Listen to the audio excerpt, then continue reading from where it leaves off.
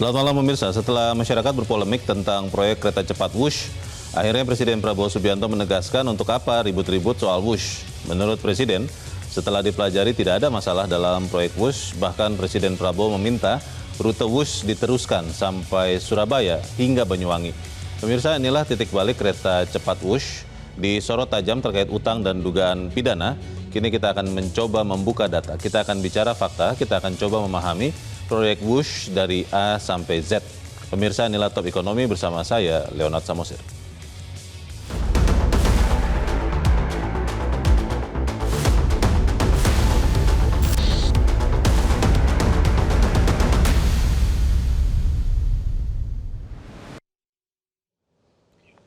Pemirsa, siang ini, Selasa 4 November, Presiden Prabowo Subianto menegaskan setelah mempelajari proyek kereta cepat Indonesia-China Wush, tidak ditemukan masalah seperti yang diributkan masyarakat.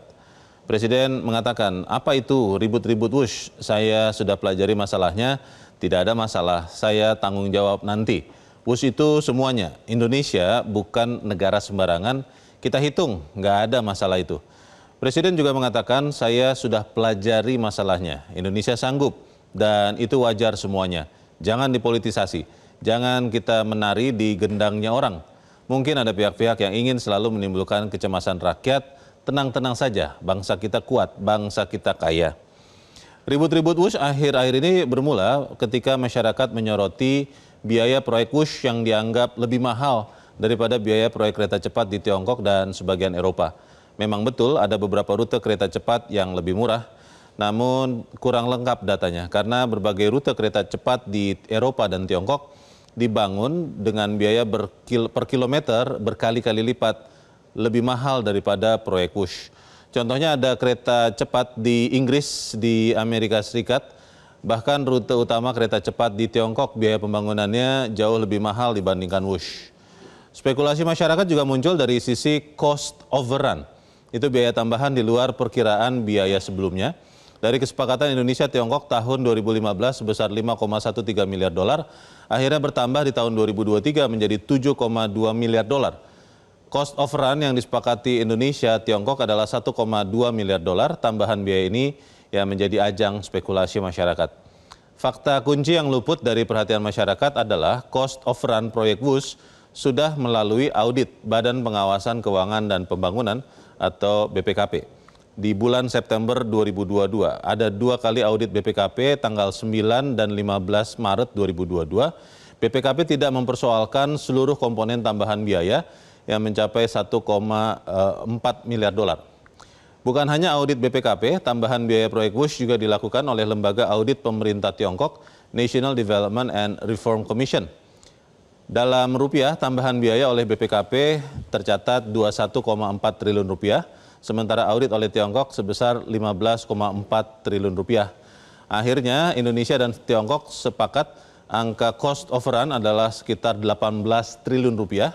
Jadi jelas biaya tambahan ini sudah lewat audit otoritas pemeriksaan anggaran di negara di Indonesia dan Tiongkok. Penyebab tambahan biaya proyek Wush juga menjadi ajang spekulasi pemirsa, mulai dari spekulasi markup hingga korupsi. Sedangkan penyebab resmi yang sudah melalui audit otoritas Indonesia dan Tiongkok menyebutkan beberapa penyebab bertambahnya biaya proyek Wush. Yang pertama adanya tambahan biaya pembebasan lahan yang disebabkan oleh lamanya proses pembebasan lahan. Dimulai tahun 2015, namun baru tuntas tahun 2021 ketika harga lahan sudah lebih mahal. Yang kedua, tambahan biaya terkait kondisi tanah di terowongan 2 yang ternyata berbeda daripada hasil studi awal.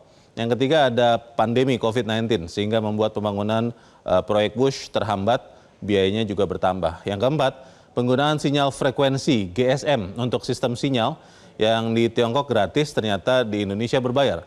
Yang kelima, tambahan dan perubahan desain proyek, antara lain ada tambahan akses jalan menuju stasiun Wush, juga membangun stasiun LRT Halim dan kantor KCIC di kawasan Halim, Jakarta Timur. Yang keenam, tambahan instalasi listrik PLN di lokasi proyek.